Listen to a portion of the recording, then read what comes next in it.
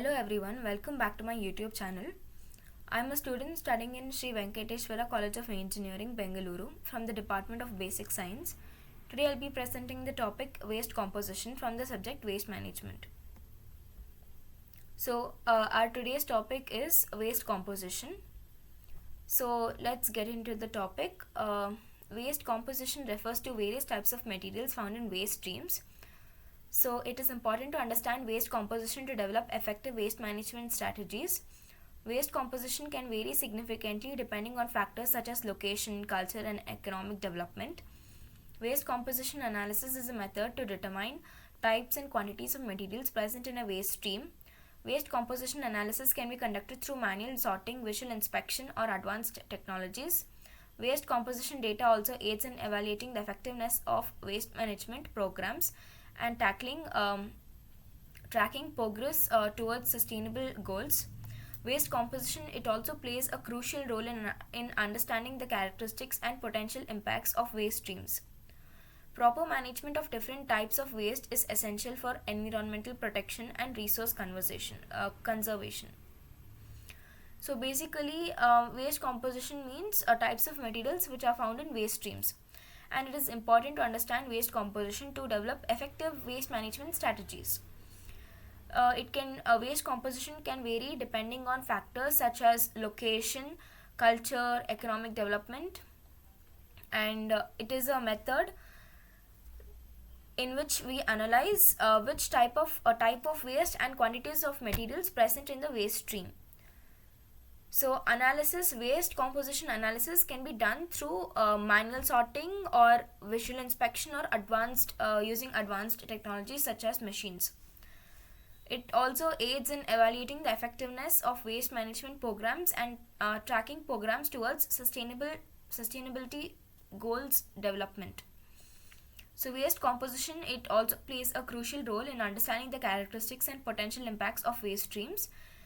Proper management of different types of waste is essential for environmental protection and resource conservation. Some of the general observations associated with the composition of waste include the following. The major constituents are paper and decomposable organic materials. So the major constituents of waste compositions are paper and decomposable organic materials. More often than not, metal, glass, ceramics, textile, dirt, and wood form part of the composition, and the relative proportion depends on local factors.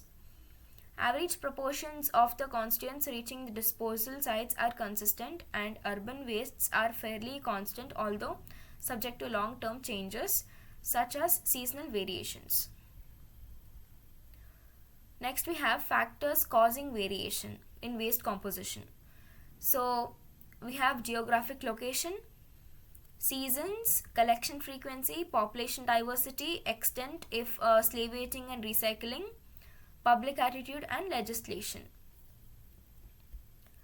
So let's discuss one by one in detail. First, we have geographic location. The influence of geographic location is related primarily to different climates, which can influence both amount of certain types of solid waste generated and the collection operation. For instance, substantial variations in the amount of yard and garden waste generated in various parts of India are related to the climate. So, to illustrate, in the warmer southern areas where the growing season is considerably longer compared to the northern areas, yard wastes are collected in considerably larger quantities and over a longer period of time. So, geographic location, it plays an important role in waste composition. So due to different climatic conditions, it can influence both the amount of certain types of solid waste generated and the collection operation. So based on even the geographic conditions, the amount of waste generated in yard and garden waste generated in various parts of India are related to climate.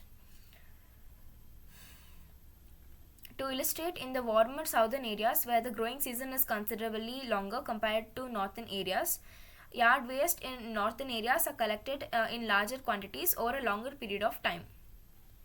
Next, we have seasons. Seasons of the year have implications for the quantities and composition of certain types of solid waste. For example, the growing season of vegetables and fruits affect the quantities of food waste. Next, we have collection frequency.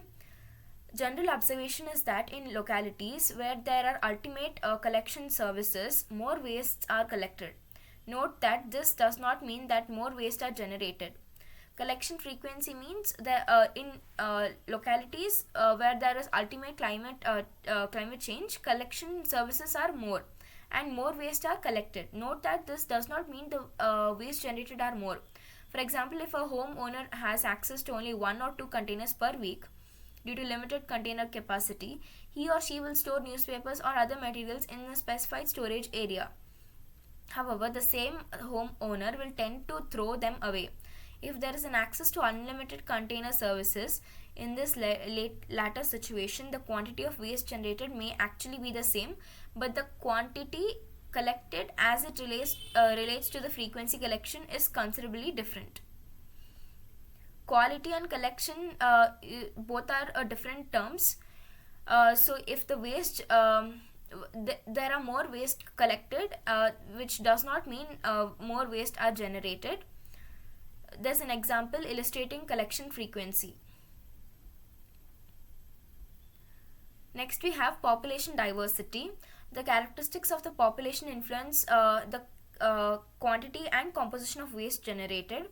The amount of waste generated is more in low income areas and compared to that in high income areas. Similarly, the composition differs in terms of paper and other recyclables, which are typically more in high income areas as against low income areas. Based on population, waste composition and waste generated varies. It has a lot of variation. So the waste generated is more in low income areas compared to high income areas, and recyclable waste is more in high income areas as compared to low income areas. Next, we have extent of salvaging and recycling. The existence of salvaging and recycling operation within a community definitely affects the quantity of waste collected. The existence of salvaging and recycling, it affects the quantity of waste collected. Next, we have public attitude. Significant reduction in the quantity of solid waste is possible if and when people are willing to change on their own volition their habits and lifestyles to conserve the natural resources and to reduce the economic burden associated with the management of solid waste. Next, we have legislation. This refers to the existence of local and state regulations concerning the use and disposal of specific materials, and it is an important factor that influences the composition and generation of certain types of waste.